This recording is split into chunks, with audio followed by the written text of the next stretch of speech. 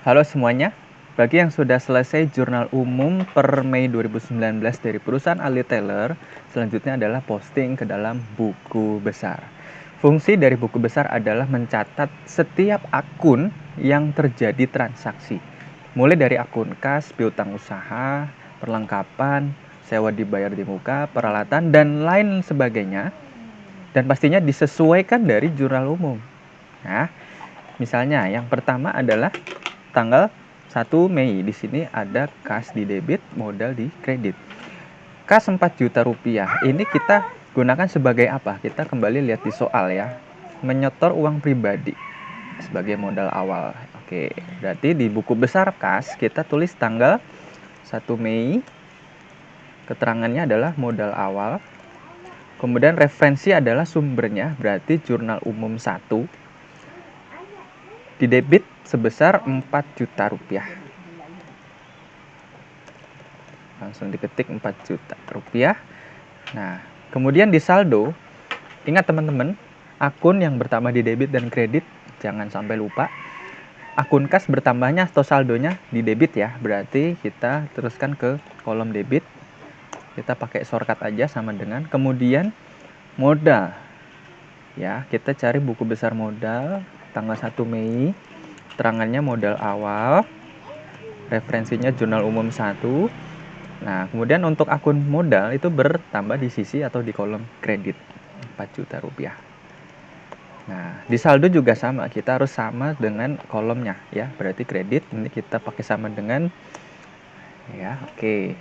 Selanjutnya transaksi tanggal 2 Mei, sewa dibayar di muka ya, senilai Rp1.200.000 dan kas Rp1.200.000. Kita lihat di soal. Keterangannya adalah menyewa ruko ya untuk usaha jahit. Oke, kita kembali ke buku besar. Tanggal 2 Mei, kita cari buku besar sewa dibayar di muka. Oke, sudah ya. Sewa ruko misalnya. Jurnal umum 1. Nilai 1.200.000. Saldonya mengikuti ya, sama-sama di debit. Kita pakai sama dengan. Kemudian tadi kasnya di kredit ya. Senilai 1.200.000. Kita kembali lagi ke buku besar kas. Tanggal 2 Mei. Untuk apa tadi? Sewa ruko. Referensinya jurnal umum 1. Dan ingat posisinya di kredit ya. Di jurnal umumnya di kredit, sehingga di buku besar juga harus di kredit sisinya. Oke. Kemudian di kolom saldo, perhatikan. Ini kan dia awalnya ada uang 4 juta. Kemudian dikeluarkan 1.200.000 untuk sewa ruko. Berarti berkurang ya untuk nilai kas dari perusahaannya.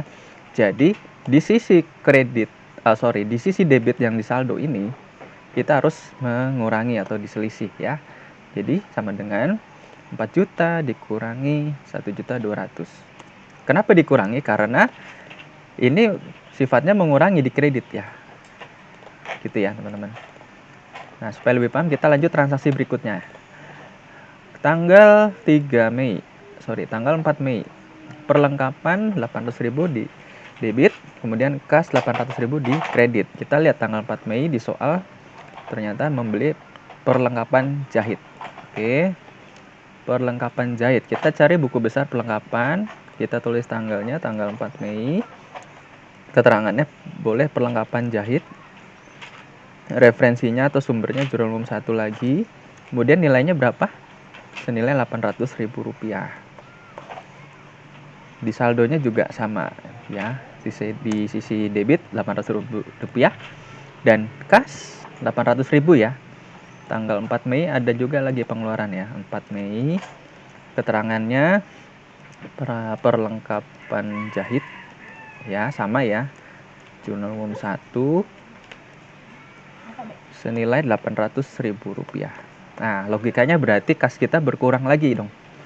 Ya, jadi 2.800.000 dikurang Rp800.000. Nah, saat ini duit kita adalah 2 juta. Transaksi berikutnya, tanggal 4 Mei. Ada kas di debit, pendapatan di kredit. Nah, kita lihat di soal. 12 Mei di Oke, ini tanggal 10 Mei ya teman-teman. Salam. Tanggal 10 Mei. Setelah diselesaikan jahitan pakaian langganan senilai Rp300 dan langsung diterima pembayarannya. Ya, berarti kamu dapat uang secara tunai. Di jurnal umumnya kas dan pendapatan. Nah, ini kasnya di debit, kita ke buku besar tanggal 10 Mei. Ya, misalnya ini pendapatan ya, pendapatan jahit. Kan kamu dapat uang. Gitu ya. Kemudian jurnal umum 1, tadi di sisi debit Rp300.000. Nah, ini berarti kasnya bertambah ya. Sama-sama di debit. Yang di kolom saldo debit kemudian ada transaksi di debit.